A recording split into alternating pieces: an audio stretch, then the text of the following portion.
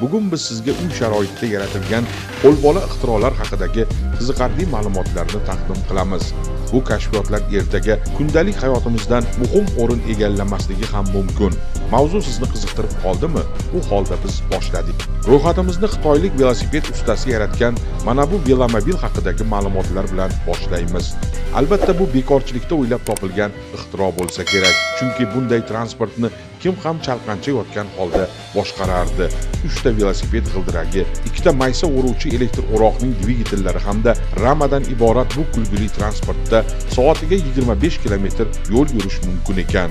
Polshalik mana bu dehqonni esa yog'ochni qayta ishlovchi korxonaga boraverishi va mablag' sarflayverishi joniga tekkan ko'rinadi. U kichik stanokni uy sharoitida ombordagi ehtiyot qismlardan o'zi yasab oldi.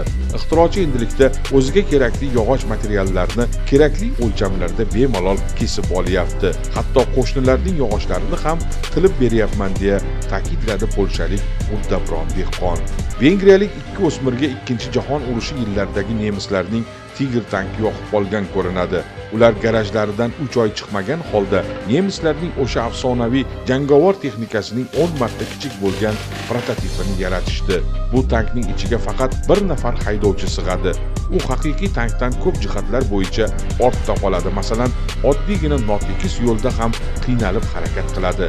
Eng quvonarlisi, bu o'yinchoq texnika o'q otmaydi va birovlarga ziyon yetkazmaydi. Yana bir vengriyalik kashfiyotchi esa vertolyotning o'yinchog'ini emas, balki haqiqiysini yasab qo'ya qoldi. Havo transportlari boshqarmasi mutaxassislari esa bu ixtironi uzoq tekshirib, uni yangi model sifatida tan olishga majbur bo'lishdi.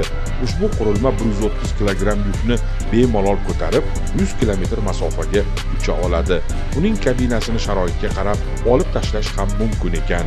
Qayerlik hamda kim ekanligi noma'lum bo'lgan ixtirochining mana bu qurilmasiga ham ko'pchilik qiziqib qoldi.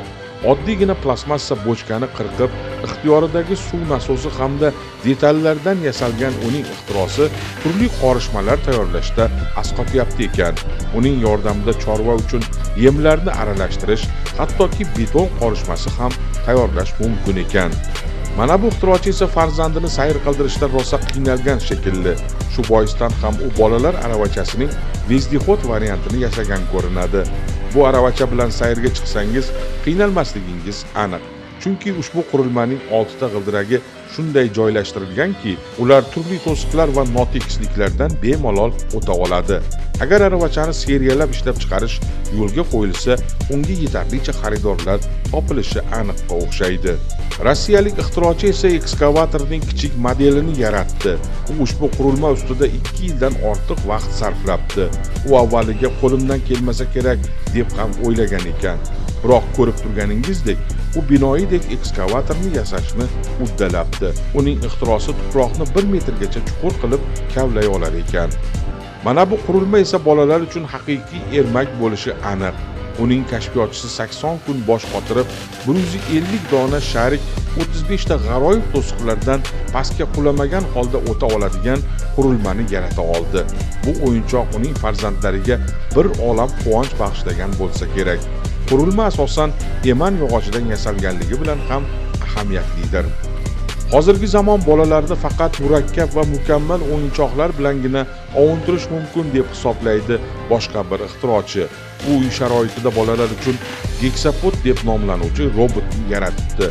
Ushbu qurilma namoyishiga kelganlar 6 oyoqli robotning harakatlarini zavq bilan kuzatishdi. Robotning asosiy qismlari 3D printerda yasalganligi esa uning chidamliligini ta'minlash turgan gap. Ruminiyalik ixtirochi esa kirlarini qo'lda yuvaverib charchagan xotiniga rahmi kelgan bo'lsa kerak. Uning yaratgan kir yuvish mashinasi internetda ko'pchilikning qiziqishini uyg'otdi.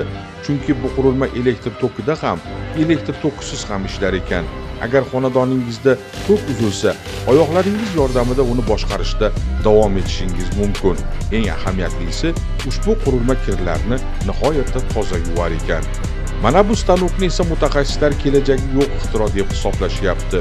Chunki turli ichimliklardan bo'shagan idishlarni presslashni maxsus stanoksiz ham amalga oshirish mumkin-ku. Qolaversa bundan nima foyda? Ana shunaqa gaplar biz bugungi ko'rsatuvimiz orqali sizni uy sharoitida yaratilgan yangi texnologik kashfiyotlar haqidagi ma'lumotlar bilan tanishtirdik. Kelgusi dasturlarimizda sizni yanada qiziqarliroq mavzular kutib turibdi. E'tibor uchun tashakkurlarimiz.